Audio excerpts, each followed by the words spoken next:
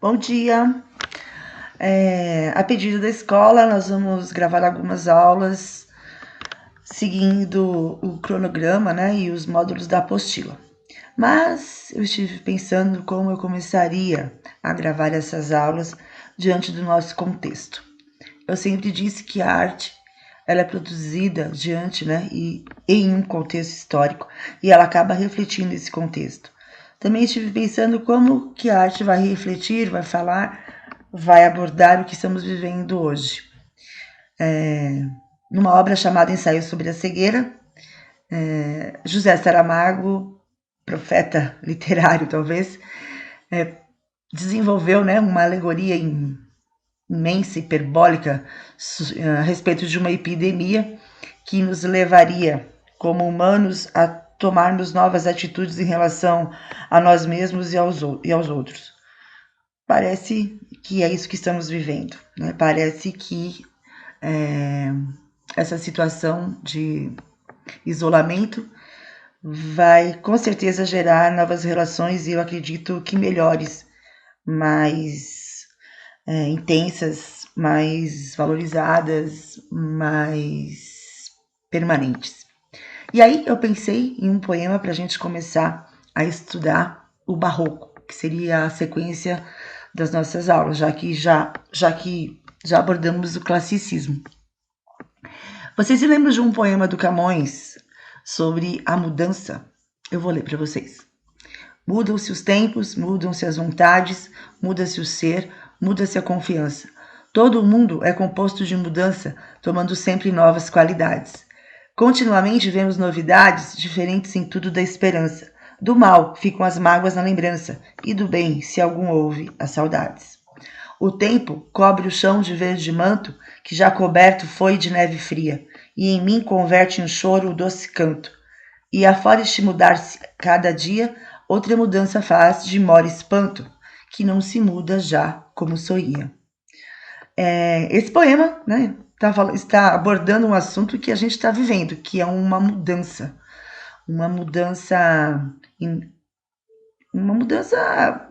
problemática, talvez, né? E o Camões aí, ele diz, segundo ele, né, o eu lírico camoniano, que se a mudança gerou alguma coisa de bom, né, de esperançoso, ele não percebe isso.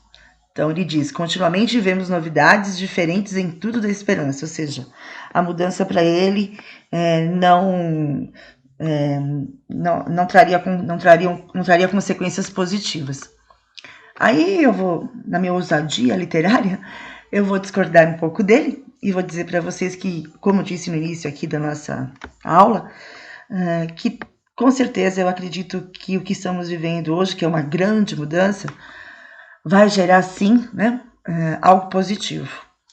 E concordo com Camões quando ele diz na última estrofe: e afora este mudar-se cada dia, outra mudança faz de maior espanto, que não se muda já como sorria. Sim, talvez o que nos espante mais nesse momento é o modo que as coisas estão acontecendo, rápidas, indefinidas, porém, como humanos que somos, né, temos que acreditar que com certeza vamos encontrar um caminho, já estamos encontrando um caminho para que a vida continue, né, e que a gente se encontre em breve.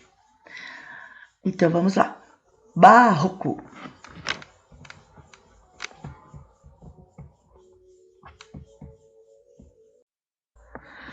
Pessoal, o barroco foi arte do conflito, se deu no século XVII, né? E a palavra barroco, ela possivelmente teve origem a partir de uma história que se conta, né, que quando você se depara com uma pérola que não seja perfeitinha, que não seja regular, que não seja bela, no sentido aí do belo do Renascimento, né, que é algo perfeito, equilibrado, quando você se depara com essa pérola que tem defeitos, ela seria chamada de barroca, né? A pérola em si seria barroca. Daí a estética barroca. Não temos certeza absoluta sobre esse nome, mas é uma das definições possíveis, uma das explicações possíveis.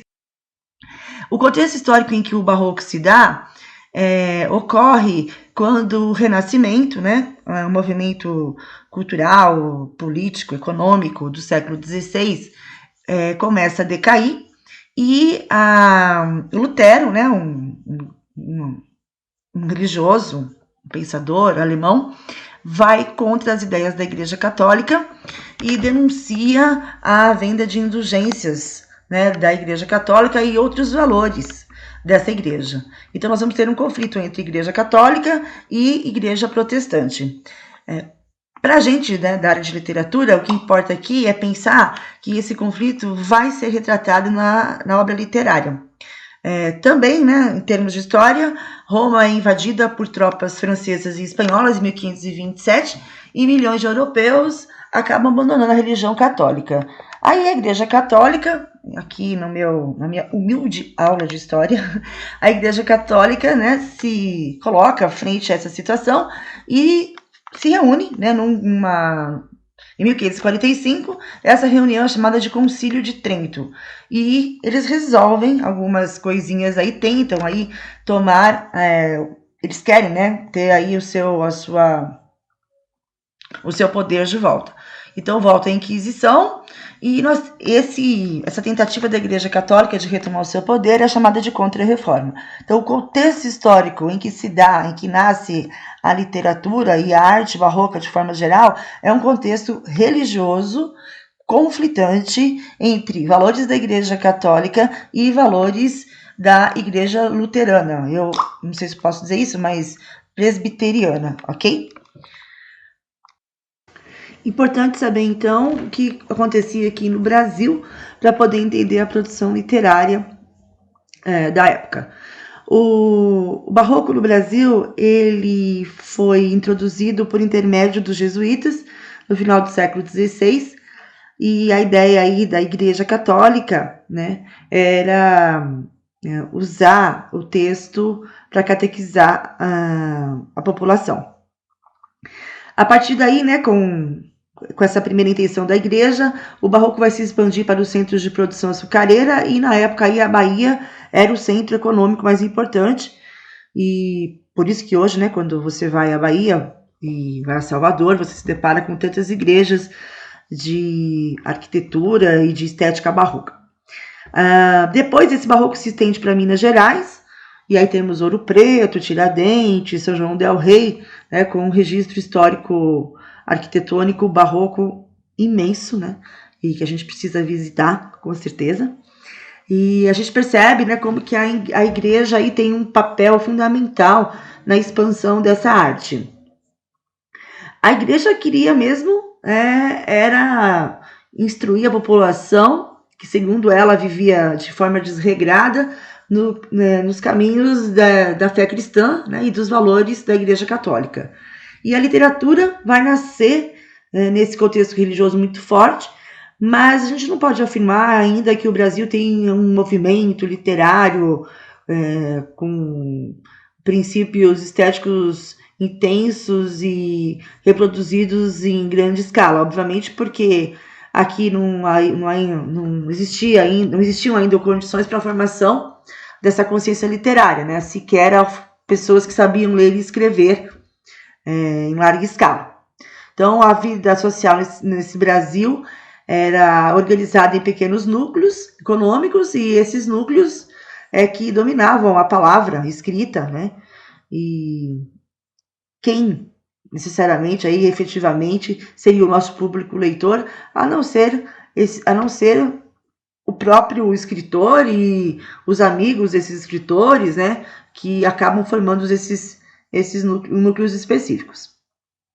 A gente pode então pensar em dois autores que marcaram a produção literária de estilo barroco no Brasil.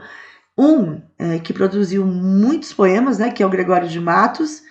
Há controvérsias se de fato todos os poemas que lemos hoje foram produzidos por ele mesmo. não tem como a gente provar, mas, né, em termos de vestibular, a gente vai aceitar que o que está na apostila é do Gregório de Matos, e um padre, que é o padre Antônio Vieira, que nasceu em Portugal e que vai escrever sermões. Nós vamos estudar os dois separadamente nos próximos slides. Em termos didáticos, o que inicia, né, o marco, né, do barroco brasileiro é uma obra chamada Prosopopeia, de um autor chamado Bento Teixeira. Para o vestibular, não é um escritor tão aclamado. O Gregório, sim. Inclusive, o Gregório está na lista, né, da FUVEST de 2021. E o título da obra é Poemas Escolhidos, que organiza, né, que compila vários poemas, vários sonetos, não só sonetos. Um poema que eu gostaria de discutir com você, que com certeza retrata esse conflito, né, religioso, e mais do que religioso, humano, é esse que é o que está que você está vendo aí no slide. Então, a gente vai perceber, né, que a marca linguística, estilística do barroco é a figura de linguagem chamada paradoxo. O paradoxo é uma figura de linguagem que aborda ideias contraditórias. Então, pense em algo, pense em duas situações que estão ocorrendo simultaneamente e que no plano real, na vida real, no mundo real, seriam impossíveis de acontecerem. Sinto-me sem sentir. Então, veja, essa expressão é paradoxal, porque se você tirar, né, essa expressão desse poema, desse sentido figurado, ela deixa de ter sentido, né? Essa estrutura linguística paradoxal, ela se dá praticamente no poema inteiro. Então, ele diz, o eu lírico, sinto-me sem sentir, todo abrasado, o que nos remete à ideia da palavra brasa, né, brasa de fogo, no rigoroso fogo que me alenta. Então, como que o fogo pode me alentar, pode me deixar calmo, pode me deixar confortado, né? O mal que me consome me sustenta, outro paradoxo, porque o mal, a princípio, não nos sustentaria, né? Não nos alicerçaria. O bem que me entretém me dá cuidado. Ando sem me mover, é uma imagem metafórica e paradoxal. Falo calado, o que mais perto vejo se me ausenta. Outro paradoxo, porque como que eu posso afirmar no mundo real que quanto mais eu vejo algo que se aproxima de mim, mais isso fica longe de mim. E o que estou sem ver mais me atormenta. Alegro-me de ver-me atormentado. Perceba que os paradoxos vão sendo construídos cada vez com mais intensidade, e os dois primeiros quartetos mostram um eu lírico completamente perdido em relação a si e ao mundo. Choro, aí na terceira estrofe, choro no mesmo ponto em que me rio aí é dar risada, no maior risco me anima a confiança, quanto mais eu acabo sofrendo situações de risco, mais eu fico confiante, segundo eu lírico. Do que menos se espera, estou mais certo. Mas, né? Esse mas é muito constante nos sonetos, tanto de Camões, lá do classicismo português, como dos sonetos do Gregório de Matos, que é do barroco brasileiro. É porque, entre os receios da mudança, ando perdido em mim como em deserto. Veja que, novamente, esse poema retrata, né, um contexto histórico, religioso, conflitante, mas também nos remete ao momento que vivemos. Porque entre os receios da mudança, ando perdido em mim como em deserto. Quem de nós, nesse momento, não está perdido em si como um deserto, né? O que vai acontecer com a escola, o que vai acontecer com o vestibular, o que vai acontecer com o mundo. Então, essas reflexões que aí estão barrocas, contraditórias, paradoxais, com certeza nos remetem ao que vivemos hoje. E aí eu reforço o papel da literatura e da arte como um instrumento, né, de registro das angústias do ser humano em qualquer contexto, em qualquer lugar, e que se eternizam, né? E por isso a arte é essencial, por exemplo, no momento em que vivemos. Ouçam músicas, leiam, assistam a filmes, deem valor àquilo que artisticamente registra o que somos. Bom, esse poema é do Gregório de Matos e ele está aí ao lado de uma imagem, né, que eu escolhi para discutir a estética do barroco, seja na literatura, seja na pintura. Não só a estética, como também os temas, né? Os temas trabalhados em ambas as artes, seja a literatura, seja a pintura. O primeiro texto é um texto em forma de soneto, o título Desenganos da Vida Humana Metaforicamente, que já é um título bem barroquinho, né? Bem complexo. Começa assim, o texto. É a vaidade, Fábio, nesta vida rosa, que de manhã lisonjeada, púrpuras mil com ambição dourada, airosa rompe, arrasta presumida. É planta que de abril favorecida, por mais de soberba desatada, florida galeota empavesada, sulca ufana, navega destemida. É nau, enfim, que em breve ligeireza, com presunção de fênix generosa, galhardias apresta, alentos preza. Mas ser planta, ser rosa, ser nau vistosa, de que importa se aguarda sem defesa, penha a nau, ferro a planta, tarde a rosa. Sonetinho complicado, né? Eu sei que vocês estão pensando isso, e é mesmo, né? Porque o texto é carregado de metáforas, de inversões das frases. Vocês podem perceber que tanto os poetas do classicismo como do barroco, eles adoram usar uma figura chamada hipérbato, que é quando você quebra a ordem direta da frase. Na língua portuguesa, a ordem direta de uma frase, de uma oração, né, seria sujeito ou predicado, e dentro do predicado o verbo, complemento do verbo, se necessário, e os adjuntos adverbiais. E no primeiro verso, o Gregório já começa com o verbo ser. É a vaidade, vírgula, Fábio, vírgula, nesta vida. Então, esse Fábio aí, né, não é o sujeito, ele está entre vírgulas. E você tem uma oração aí, um predicado, né, um predicado nominal, que é a vaidade é rosa, e depois o vocativo, Fábio. Então, como se ele dissesse em ordem direta. Fábio, a vaidade é rosa.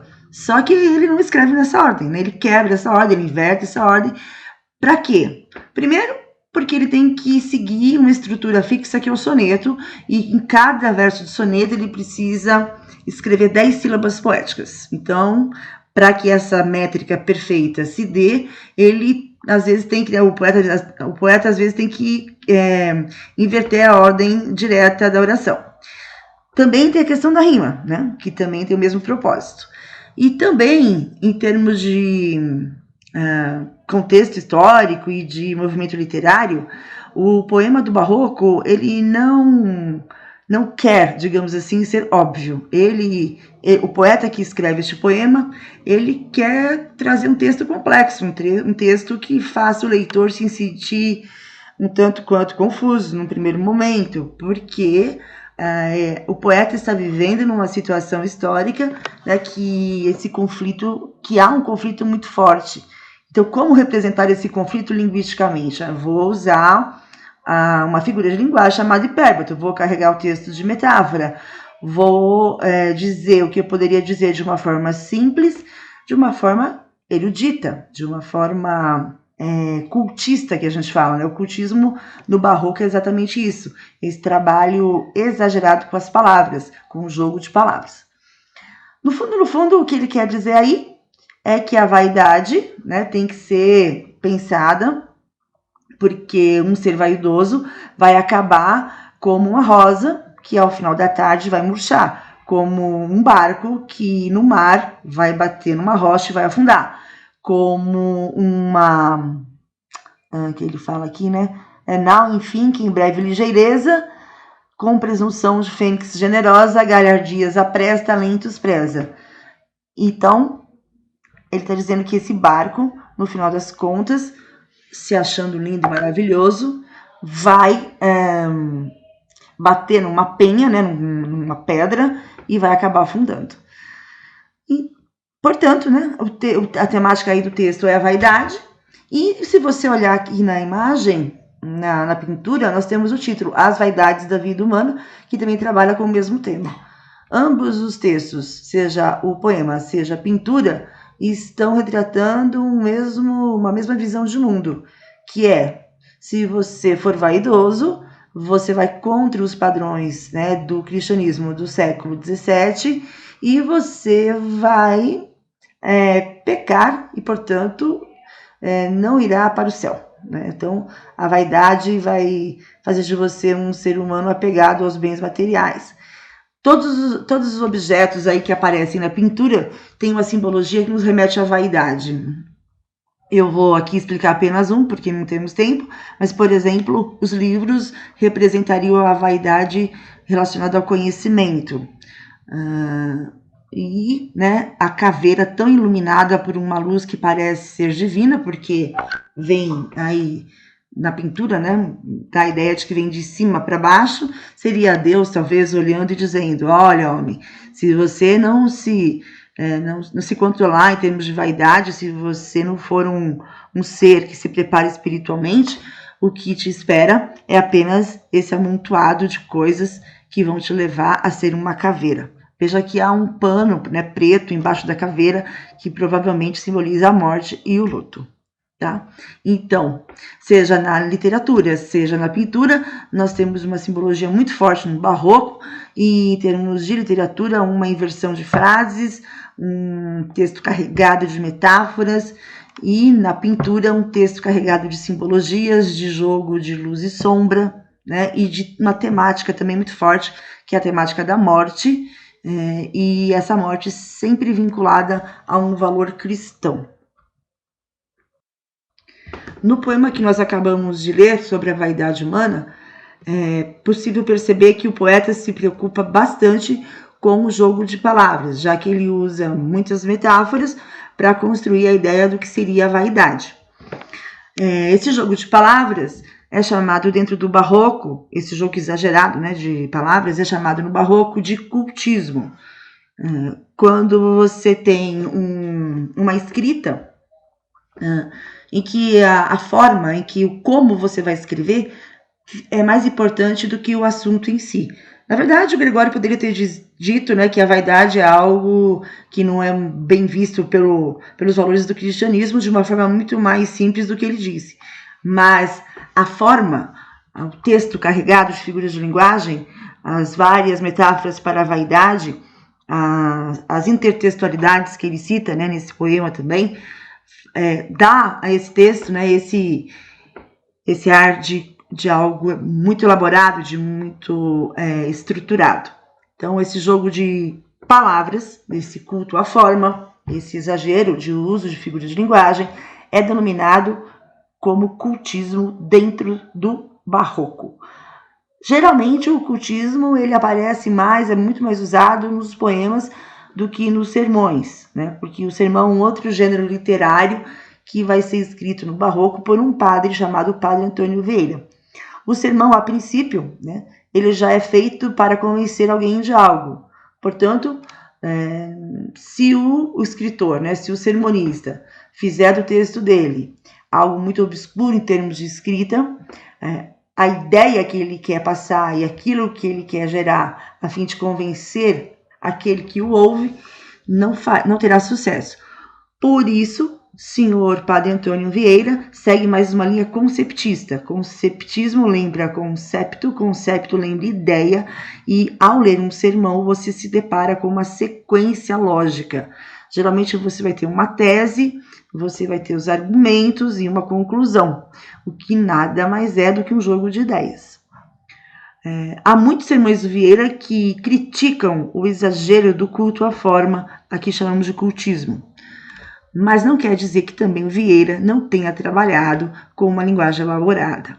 Assim, né? Assim como a gente pode sim afirmar que, ora, você vai se deparar com um texto barroco em que o cultismo predomina, e geralmente isso se dá nos sonetos do Gregório, e ora você se depara com os sermões do Vieira, em que o conceptismo, que é o jogo de ideias, irá predominar, exatamente devido ao gênero sermão.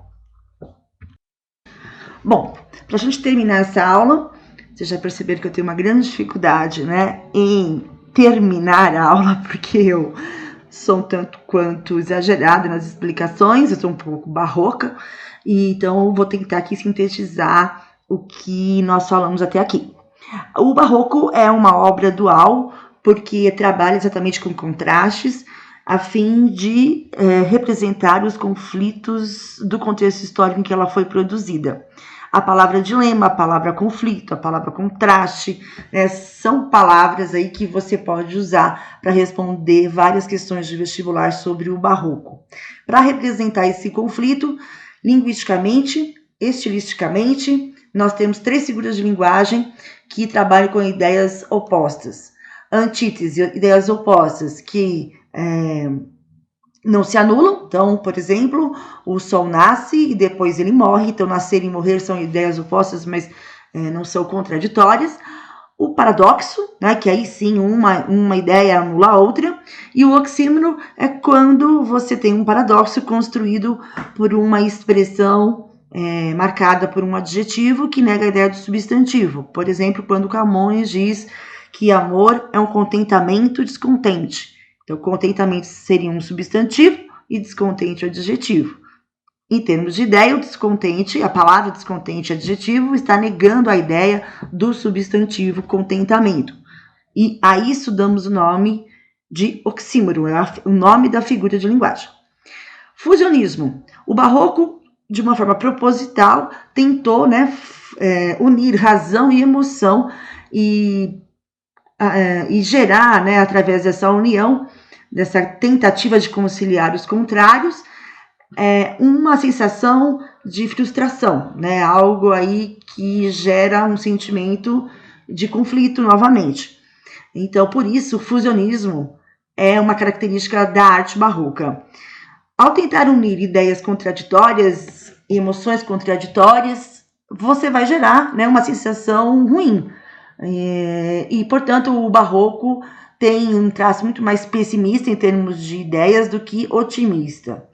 O desânimo diante da inconstância da vida. A vida passa, a vida muda, a vida se transforma. E o ser humano não dá conta dessa fugacidade, dessa transitoriedade da vida. E aí entra a ideia do cristianismo, que vai alicerçar esse seu medo. Então, se você vive nesse contexto marcado pela dúvida, pelo conflito, pelo desencanto, resta você se preparar espiritualmente para sanar esses seus medos num outro plano. O belo horrendo. Em termos gerais, a arte barroca ela faz uso de uma realidade dolorosa, de uma realidade que evidencia a tristeza, o trágico, o desespero, e às vezes exagera tanto nessa temática do triste, do trágico, que acaba criando imagens grotescas, pesadas, até ridículas, se você for racionalizá-las, ok? É importante ressaltar que a forma dos textos do barroco são bem trabalhadas, e o Gregório de Matos, um poeta brasileiro, baiano, como já disse, aliás, ele tinha um apelido, que é Boca do Inferno, que em outra aula a gente vai ver com mais calma. Ele gostava bastante de usar sonetos.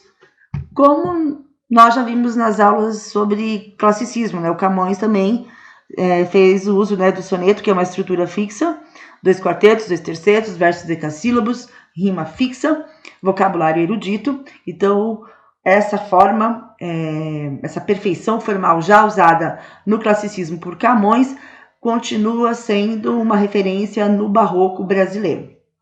Medida nova, tanto em Camões, tanto no classicismo, como no barroco brasileiro, se refere aí ao uso de 10 sílabas poéticas em cada verso do soneto.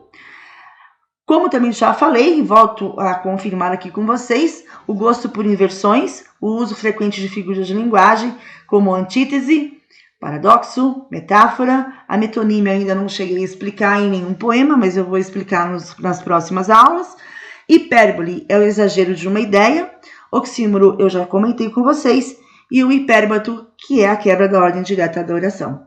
Essas uma, duas, três, sete figuras de linguagem são muito cobradas em vestibular. Então, quando você está estudando nessas figuras aqui comigo, já no Barroco, e façam uso, né, desse estudo para todas as aulas de literatura, porque as figuras de linguagem sempre estarão em meio à interpretação de textos. Bom, beijo!